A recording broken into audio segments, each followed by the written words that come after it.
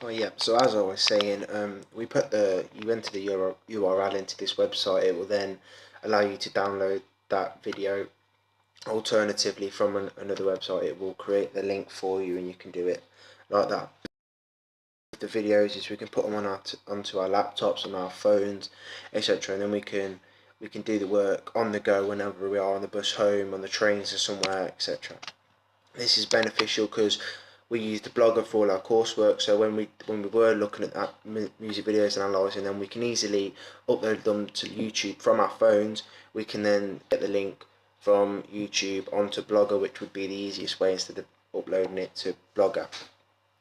Uh, Obviously, these technologies weren't available, I don't know, 5, 6 years ago, maybe even longer, but I know for a fact now that they've come so much in handy with the creation of our music video, and it just makes life so much easier being able to easily go onto the internet, find all this information, be able to watch these videos, analyse the music videos, put it onto our website, and then that should work there. Simple as. I know that it just makes media a lot more fun and entertaining with the amount of websites and technologies that we have nowadays. It's just fantastic. And obviously with like cable TV as well, obviously that wasn't around quite a while back. So that comes in handy when you're looking at music videos. You've got dedicated channels such as Viva, 4Music, MTV, and all sorts like smash hits as well. So all these come in handy when it comes to researching about a specific subject. So music is like a specific subject, music videos, and then you can look on these channels to get the information you need, extract the information, and obviously the use of video to MP3 is also fantastic.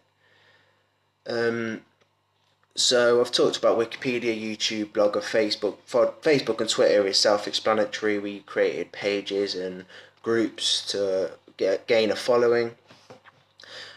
The major one I want to talk about is, well, not a major one, but an additional one we used was Tagsedo. Now Tagsedo is similar to a website called Wordle, where you enter the words or a web page from your blog or website, and it will then jumble certain words and important words on the website into like a collage of words called a Wordle, i.e. the website.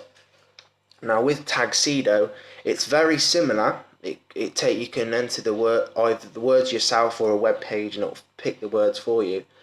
But with Tagsedo, what it does, instead of just creating a simple JPEG collage, is what it does is it creates like a 3D image. So it's like a circle, and then it's got all the words, and then when you hover over the words, it brings it up in larger for the viewer to see. So this is it's all good work. It's all good technologies we used in the creation of our music video and our research and planning stages of the coursework A2. So yeah.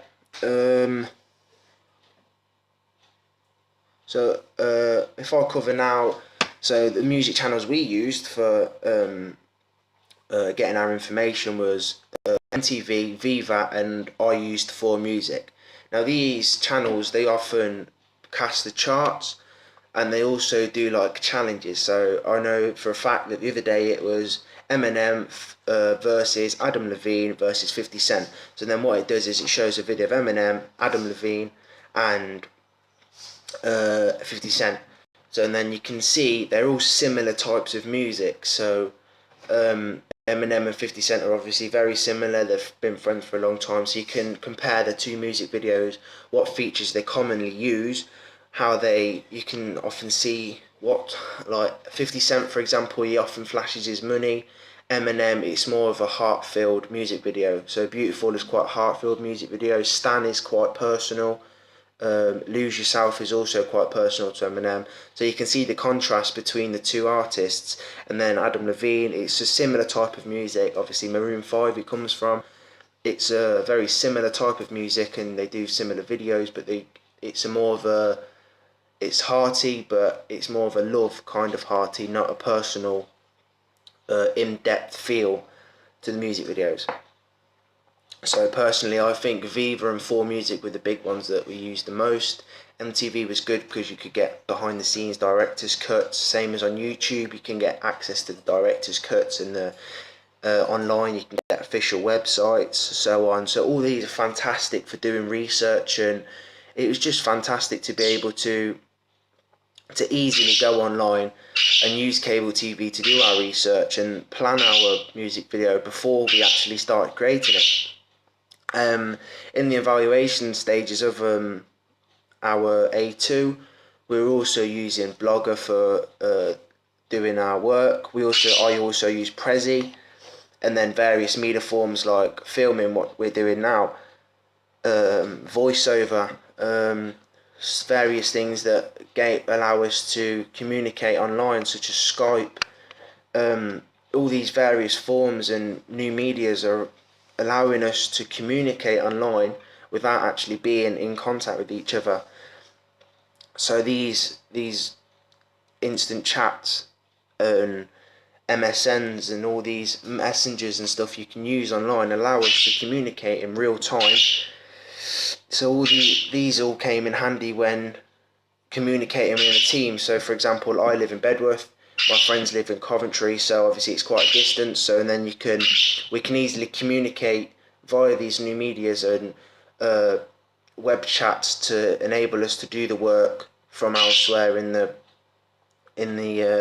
country or city, and also through various other things, such as in our music video we used a projector to create more of an emotional scene at the end of the music video. So we used a projector to cast an image onto a wall, and then we would stand and rap in front of the wall, so it looks like we were on stage, sort of thing. So all these they're just fantastic for enabling us to create our music video in such ease and such fashion.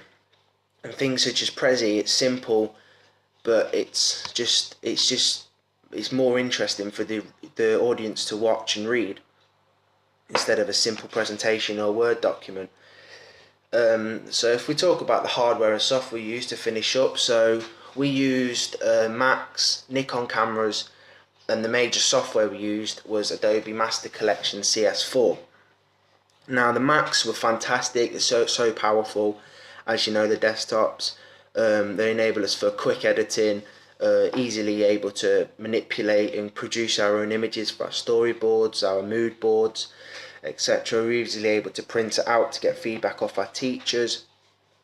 And then moving on to Adobe Master Collection, you've got such a range of different software you can use. You've got Photoshop, Fireworks, Premiere, Bridge, Audio Sound Manager, Encoder.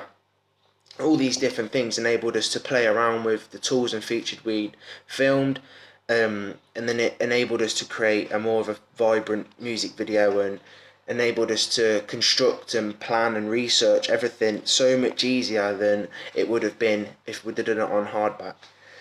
Now, we used Adobe Premiere to actually film, to edit our music video and piece it together, simply due down to the simplicity of the program.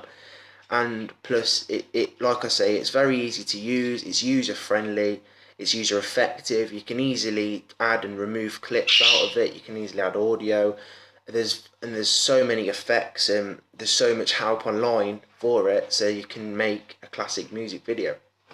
Now, I did experiment with Sony Vegas, the free trial version.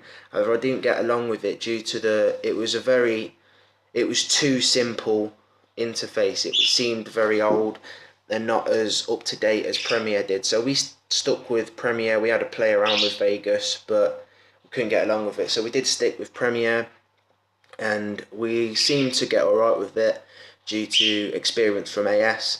So what we learned at AS was helpful for bringing us through to A2, and it enabled us to create a more vibrant music video.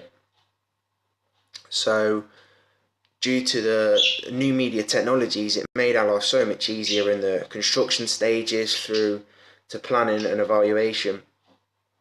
So it was just fantastic to be able to have access to all these new technologies at a click of a button, pretty much. You've been watching Luke Thornton. Thank you very much.